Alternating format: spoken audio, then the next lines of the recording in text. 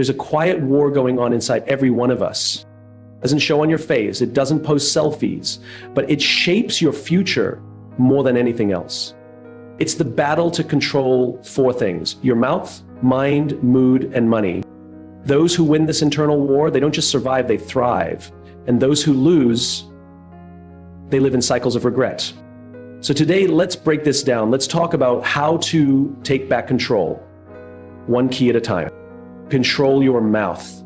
It sounds so simple, doesn't it? But it's one of the hardest things to do, especially when emotions rise, when you feel disrespected, or when the urge to win an argument overtakes the desire to understand. Your mouth, your words, can be your greatest tool or your most dangerous weapon. Every conversation is a choice, connection or collision.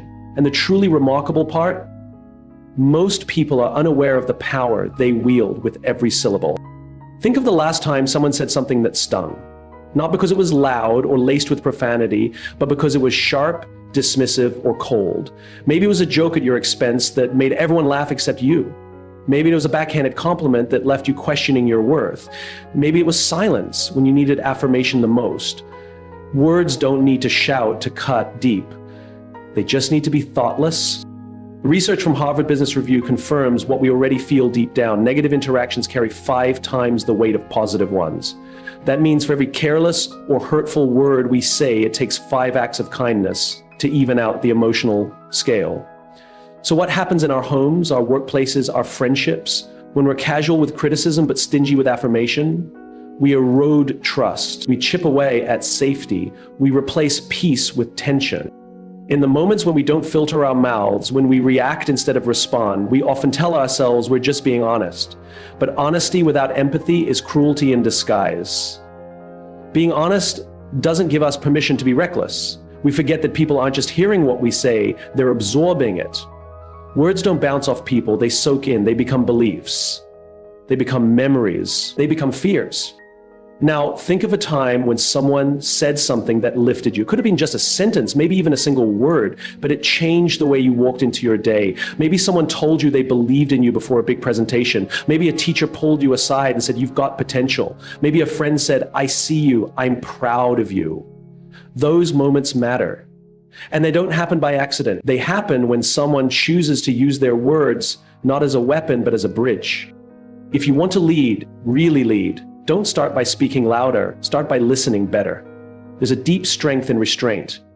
Leaders who control their mouths know that power isn't in domination, it's in understanding. People follow those who make them feel heard, valued, and safe, not those who bark commands, interrupt others, or speak just to fill silence. A wise leader learns to pause before responding, to ask before assuming, and to build before criticizing. And in our homes, where love should be the loudest voice, the tone we use can set the emotional temperature. You want peace in your family? Start with softness in your words, not weakness, softness. There's nothing weak about speaking with care. In fact, it takes far more strength to be gentle in frustration than it does to lash out. Raising your voice doesn't raise your authority, it just raises the walls people build to protect themselves from you.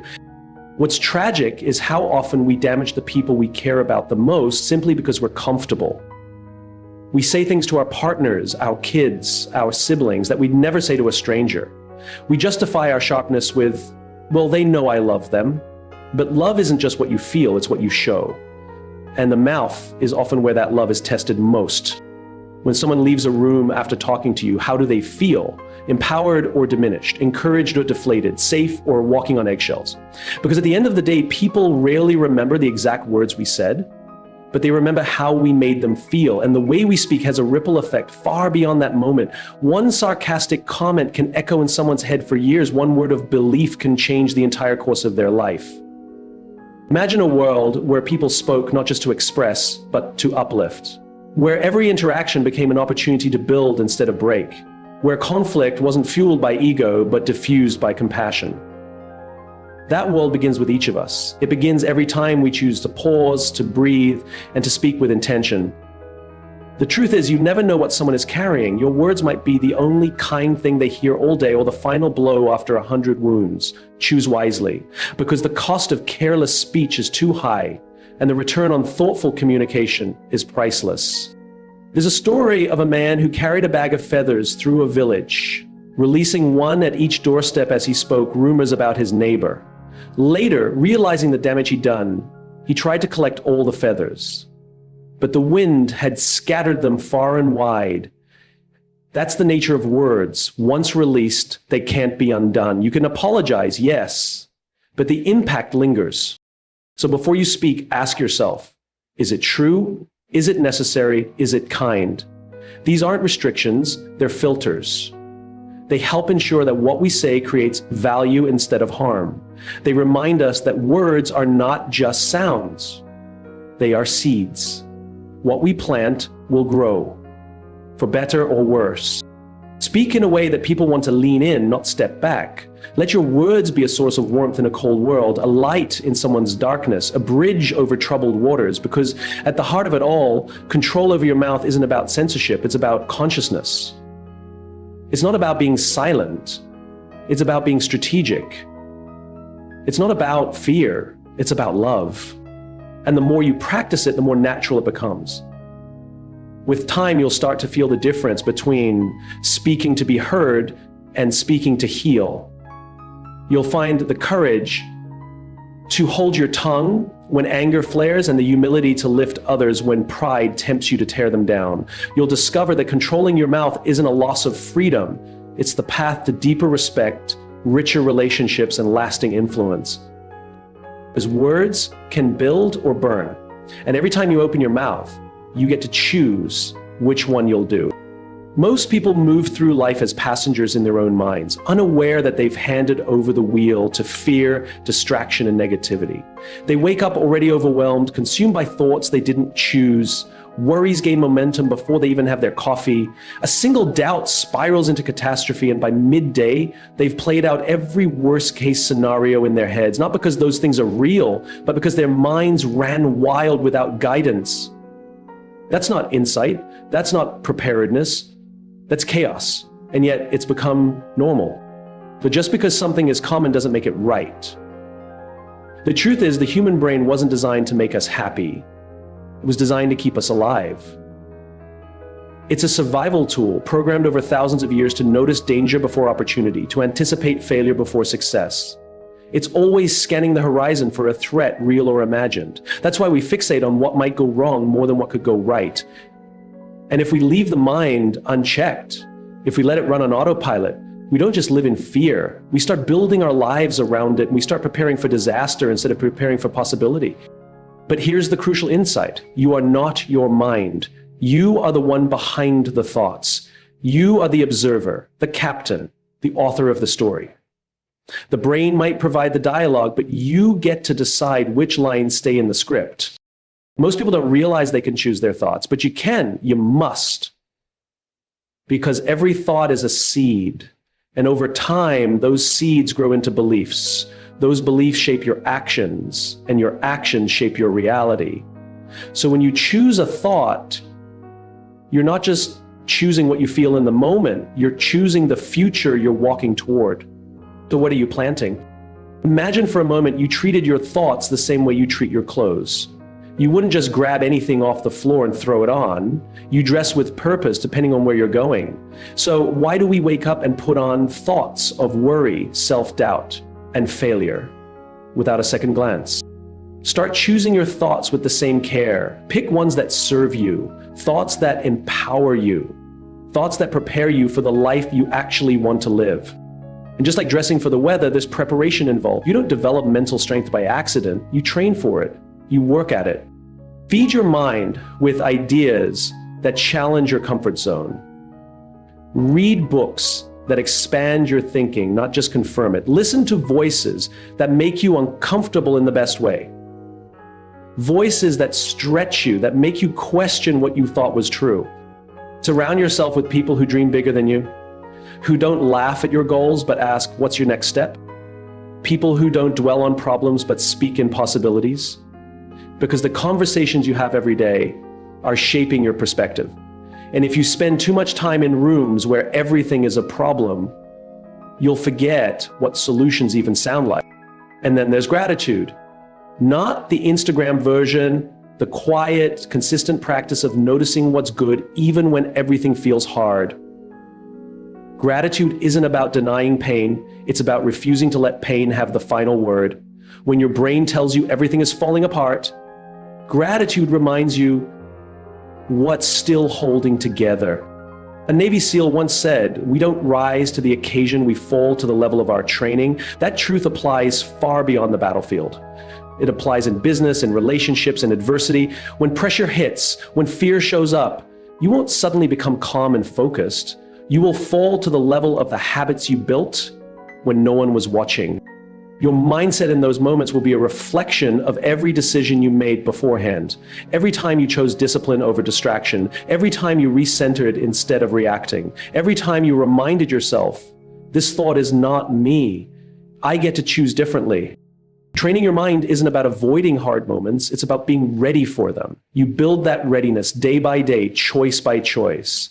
You build it by practicing stillness when your instinct is to rush, by practicing curiosity when your instinct is to judge, by choosing courage when your instinct is to hide. This isn't about toxic positivity. It's not about pretending everything's fine. It's about understanding that even in darkness, you have the power to bring light, that even when fear whispers, you can speak louder, that even when the old wiring of your brain tries to drag you backward, you can rewrite the code, because the future doesn't begin tomorrow. It begins with your next thought. And then the one after that, and then the one after that. The power isn't in the thought itself, it's in the pattern. Train your mind to return to hope. Train it to expect resilience. Train it to find strength, even when there's no evidence for it yet. And over time, you won't just think differently, you'll be different. Your mind is your most powerful asset or your most dangerous enemy. And it doesn't change by accident. It changes through intention, through discipline, through repetition, through choosing again and again the thoughts that lead you toward the life you were meant to live. Every day you have a choice to be ruled by your mind or to rule it.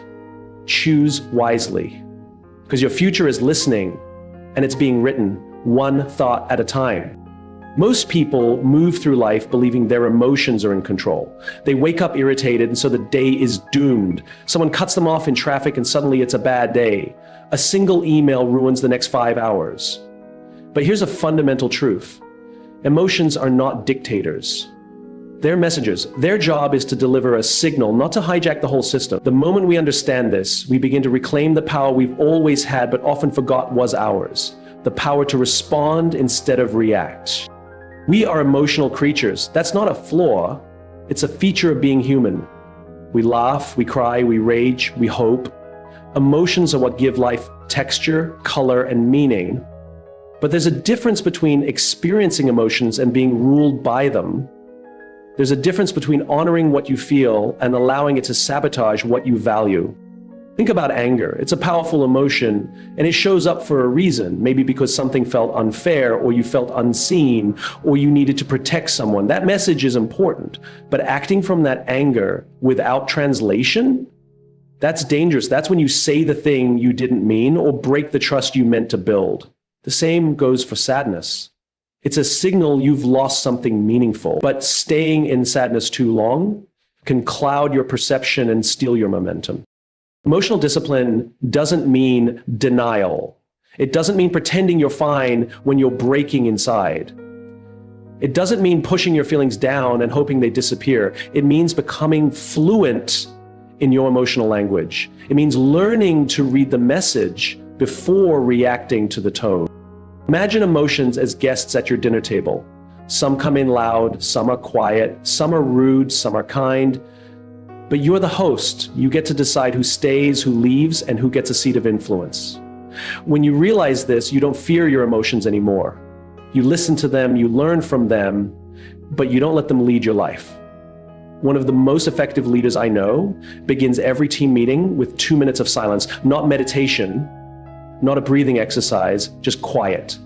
Everyone puts their phones down, no typing, no whispering, just 2 minutes of intentional stillness. The first time he tried it, the room was awkward. People shifted in their chairs, some glanced at their watches. But by the third or fourth meeting, something started to change.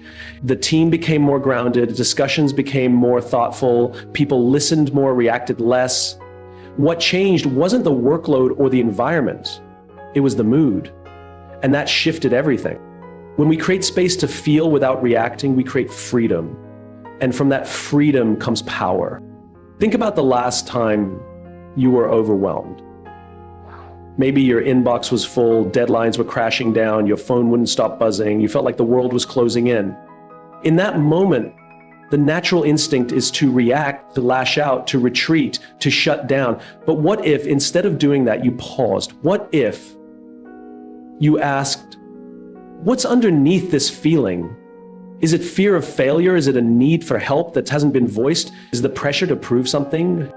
So many of our strongest emotional reactions are masks for deeper needs. A short temper may mask the fear of being unappreciated. Withdrawal may mask the fear of rejection. Irritation may mask exhaustion. But when we treat the mood as the final answer instead of the entry point, we miss the opportunity to grow. There's a reason the best decision makers in high-stakes environments are trained to control their breathing. Navy SEALs, fighter pilots, trauma surgeons, they all understand this. When your physiology is calm, your clarity increases. When your body is in control, your brain catches up. That pause, the breath, the stillness isn't weakness, it's strategy. It's what allows you to respond with precision instead of react with panic. But let's be honest. Emotional discipline is not always glamorous. It's not the fiery speech. It's not the grand gesture. Sometimes it looks like walking away from an argument you know you could win, but doesn't need to be fought. Sometimes it's holding back a sarcastic comment. Sometimes it's saying, I need a moment, instead of pretending you're fine. These small acts are what build the muscle of emotional fluency. In today's world, mood is often mistaken for identity. I'm just an angry person. I'm always anxious. I'm too sensitive. These labels become cages we build for ourselves. But your mood is not who you are, it's what you're feeling. And feelings change. Identity, when rooted in reaction, becomes brittle. But when rooted in awareness, it becomes resilient. There is immense power in recognizing your emotional patterns. What triggers your anger? What softens your fear? What restores your calm? These aren't just psychological questions, they're practical ones. Because when you understand the terrain of your emotional landscape, you stop being surprised by it. You start preparing for it. You can't predict every emotional storm, but you can build a lighthouse strong enough to withstand it. That lighthouse is built through practice, through pausing before you speak, through journaling at the end of a hard day, through surrounding yourself with people who model emotional strength, not just emotional intensity, through asking for help when your mind becomes a maze. Emotional strength isn't loud, it's not flashy, it's not about having a stone-cold face or a steel-trap heart. It's about grace. Grace for yourself, grace for others, grace in the middle of chaos. Grace that says, I will not let this feeling decide my future. When you master your mood, you stop being a victim of circumstance. You become a steward of your energy. You walk into meetings with calm, not chaos. You respond to conflict with curiosity, not combustion. You build relationships that are safe, not sharp. You start to notice when someone else is off, not to criticize, but to care. And in doing so, you become the kind of person people trust, not because you're always happy, but because you're always grounded, the kind of leader who can be the calm in the storm, the kind of friend who listens before fixing, the kind of human who leads not just with intellect, but with emotional wisdom. That's what mastering your mood gives you, not just peace of mind, but peace of presence. And when your presence brings calm to others, that's not just emotional control, that's emotional leadership. And the world needs more of that, now more than ever. Control your money or your money will control you. This isn't about greed or gain. It's about freedom. It's about the ability to wake up in the morning and choose. The ability to walk away from what doesn't serve you. The power to say yes, not because you're desperate, but because you're prepared. Most people think of money in terms of arithmetic, what you earn, what you spend, what you owe. But money isn't just about numbers. It's about meaning, it's about choices. Every dollar you spend is a vote for the kind of life you want. Every dollar you save is a step toward the future you're building. And every dollar you waste is a compromise, a delay, a detour from the life you say you want. When you look at someone's bank account, you're not just seeing transactions. You're seeing priorities.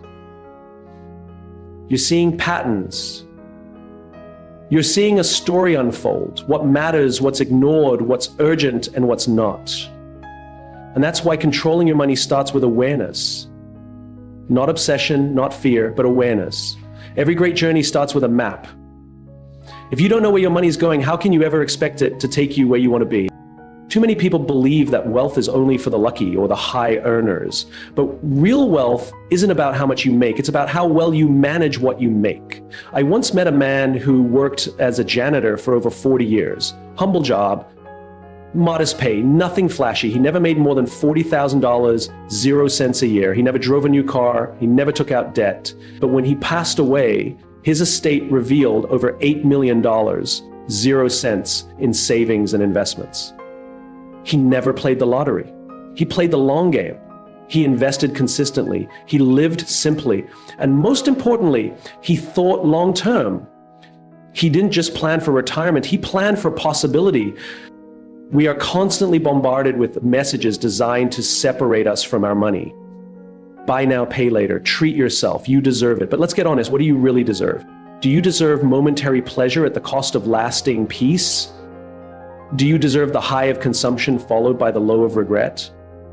Or do you deserve the freedom to breathe, to choose, to invest in your future instead of paying for your past? Controlling your money doesn't mean being cheap. It means being intentional. It means telling your money where to go instead of wondering where it went. It's the difference between stress and strategy, between chaos and control, between surviving and thriving. And it starts small. It starts with the decision to look, not flinch, not avoid, not lie to yourself, but really look. Open up your bank statements. Track your expenses. You're not judging yourself. You're learning. You're taking inventory. You're waking up. From there, build habits that serve you. Set a budget, not as a cage, but as a compass. Automate your savings. Invest in what grows, not what depreciates. Create an emergency fund, not because you're paranoid, but because you're smart. Life is unpredictable, but you don't have to be unprepared. We don't rise to the level of our dreams, we fall to the level of our systems. And your financial system is either working for you or against you. The difference isn't in your income, it's in your discipline. It's in the daily choices you make when no one is watching. It's in the silent, boring, consistent work of being responsible, even when it's not fun. Because here's the truth, freedom isn't found in impulse, it's found in restraint. It's found in the ability to say not now, so that one day you can say now I can. It's found in the power to walk into opportunity without hesitation. Imagine being able to say yes to the trip, yes to the business idea, yes to walking away from a toxic job, not because the timing was perfect, but because your finances were. That's real power. That's what financial control gives you. It gives you space. It gives you peace. It gives you options. And when you're not stressed about money, you show up differently in the world. You're more generous, more focused, more present. You're not constantly distracted by the weight of what you owe or the pressure of living paycheck to paycheck. You're free to think bigger, to dream wider, to give more. So if you're feeling overwhelmed by your finances, start simple. Start with $1. Track it, know where it went. Ask yourself if it aligned with who you want to be.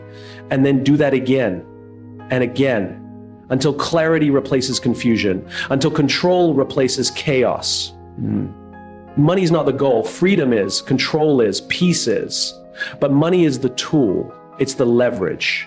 And it responds to intention. Not income, not inheritance, intention. The world may never stop trying to take your money, but you get to decide who wins that battle. You get to choose whether your money is a source of stress or a source of strength. And you don't need $1 million to make that choice. You need a mindset. You need a mission. You need to believe that you are capable of mastering your finances, even if no one ever taught you how.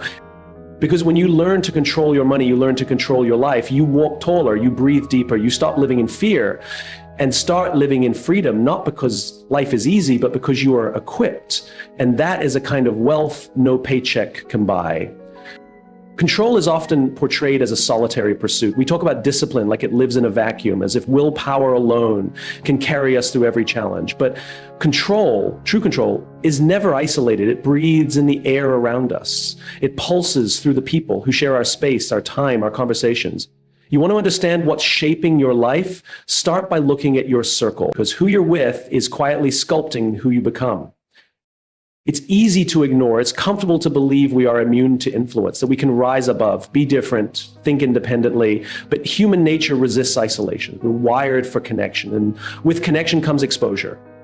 Exposure to thoughts, to attitudes, to behaviors. And over time, those exposures compound. You don't become a pessimist overnight. You don't suddenly snap into bitterness or drift into mediocrity. It happens subtly, drip by drip, conversation by conversation, until one day you wake up and realize you've become like the people around you. Your words don't sound like yours anymore. They sound like theirs.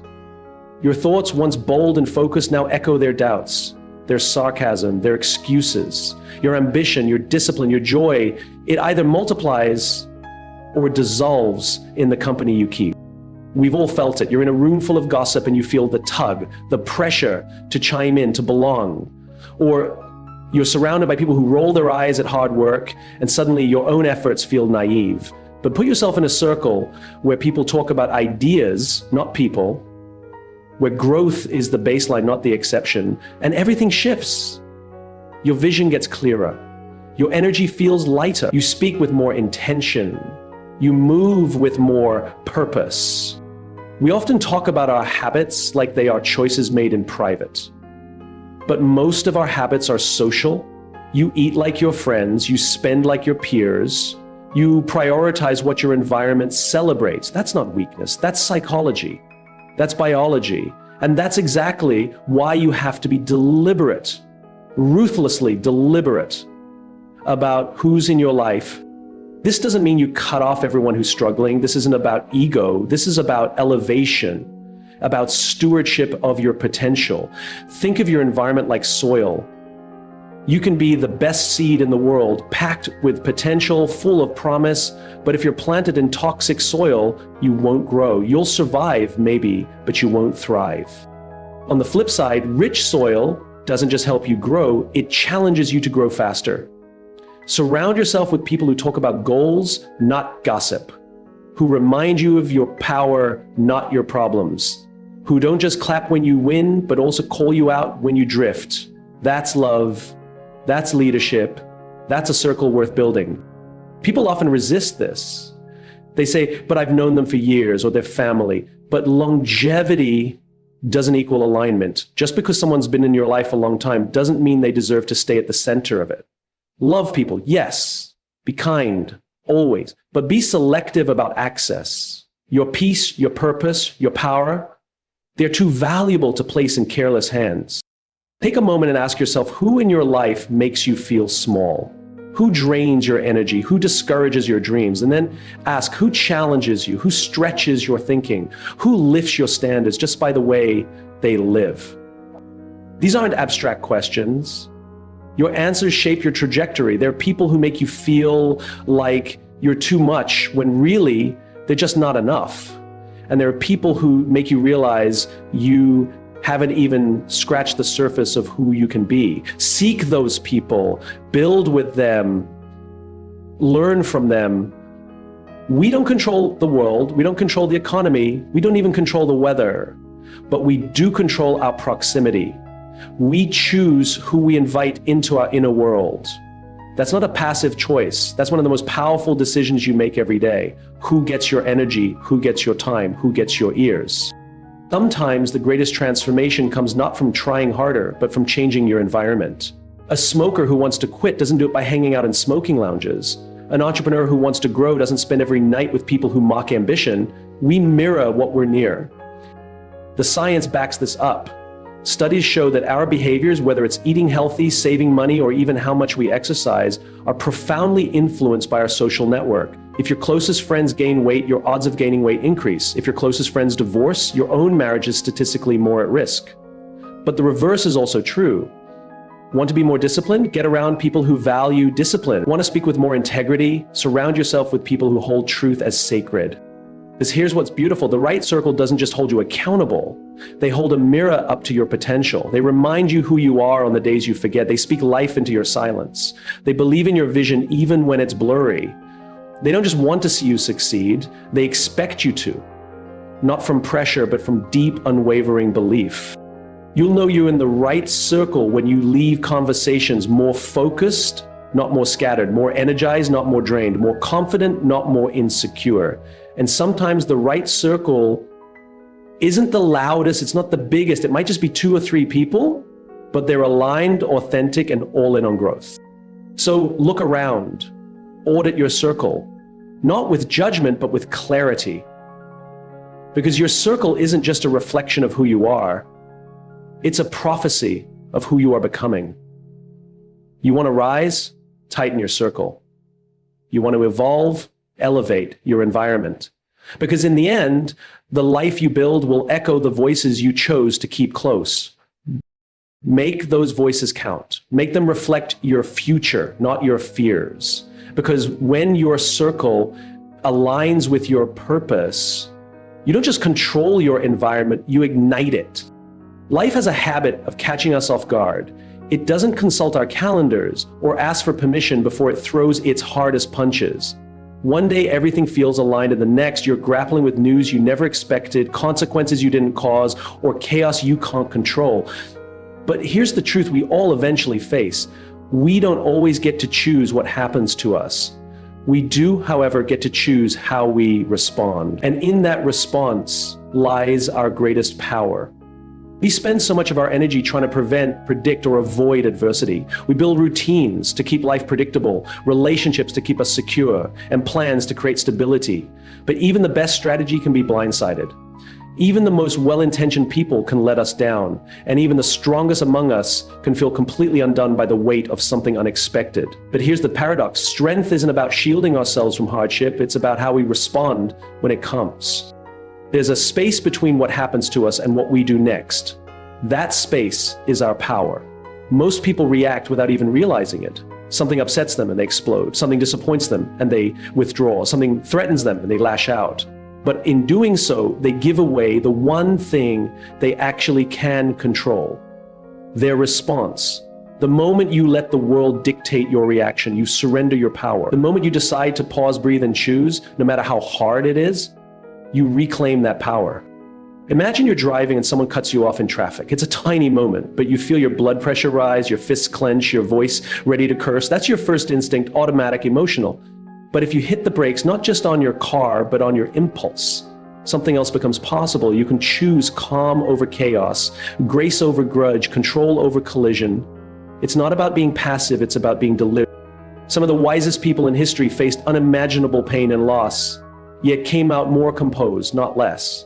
Viktor Frankl, a man stripped of everything during the Holocaust, still held tightly to one thing: his ability to choose his attitude. That's the kind of control that can't be taken by force or broken by pain. It's the control of your own response. And it's more powerful than most people realize. Consider someone who's been betrayed by a close friend. The instinct might be vengeance or bitterness. But what if instead of reacting in anger, they chose to set a boundary, grieve the loss, and move forward with self-respect? They haven't ignored the pain. They've just refused to let the pain dictate who they become. That's the difference. Reaction is automatic. Response is intentional. Think about your own life. Think about the last time something didn't go your way. Maybe you lost an opportunity, received harsh criticism, or faced rejection. What did you do with that moment? Did you let it define you, or did you define yourself in it? The greatest leaders, the most resilient people, and the most inspiring figures in history didn't have perfect circumstances. They had practiced responses. They had trained themselves over and over again to pause in the face of pressure and choose who they wanted to be. That's the kind of control that elevates you. It doesn't just protect your peace, it shapes your character. Because how you respond to life reveals more about you than any talent, degree, or achievement ever will. Anyone can look good when things are going right. But who are you when everything is going wrong? Who are you when no one is watching? That's where your character is either forged or forgotten. And yes, it's hard. It's hard to remain kind when someone is cruel. It's hard to stay calm when you're being provoked. It's hard to act with integrity when you feel betrayed. But that's why it's meaningful. Because every time you choose your response instead of reacting on autopilot, you become stronger, you become more grounded, you become someone others can count on, not because life is easy, but because you've done the hard work of choosing control. Think of an athlete in the final moments of a close game. The pressure is intense, the crowd is screaming, and their body is on the edge of collapse. But the ones who succeed are not the ones who panic. They're the ones who have trained their minds to stay focused under pressure. It's not the absence of pressure that makes them great, it's their response to it. The same is true for you. Whether you're a parent navigating a tough conversation with your child, an entrepreneur facing a failing business, or simply someone trying to stay kind in an unkind world, your response is your power. And it's not a one-time decision, it's a habit, a discipline, a choice made again and again until it becomes part of who you are. So next time life hits you, because it will, pause, step back, ask yourself, what would the best version of me do right now?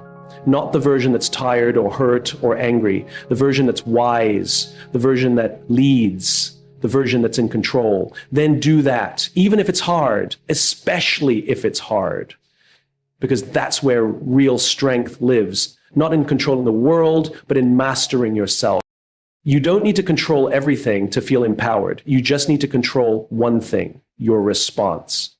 And when you do, no storm can shake you, no loss can break you, and no person, no matter how cruel, can define you, because you've already defined yourself. So control your mouth, because your words create your world. Control your mind, because thoughts shape destiny. Control your mood, because emotion without discipline is chaos. Control your money, because financial freedom starts with daily choices.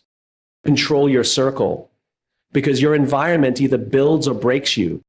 Control your response, because power isn't in control, it's in character. Control is not about domination. It's about discipline. It's not about being rigid, it's about being rooted. And the most powerful people you'll ever meet, they're not the loudest in the room, they're the most controlled within themselves. Now it's your turn.